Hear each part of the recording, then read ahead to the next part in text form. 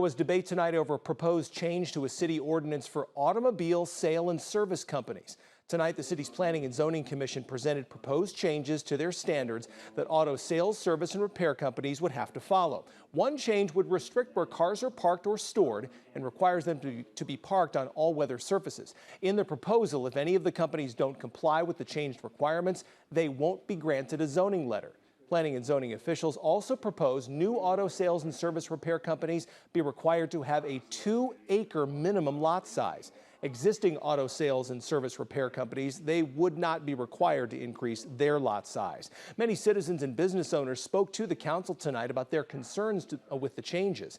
Some said changes could be good, but some changes would be too restrictive. There's 3 or 4 lots I could drive you to right now that a fire truck couldn't get through there to fight a fire if they had to. And that's the intent of what we have for ordinances now. Doesn't allow that, but we don't enforce it. So let's enforce the rules we have and see how that works. And then moving forward, if we have to make some changes, which we'll make some of these changes, some of them are legitimate and needed.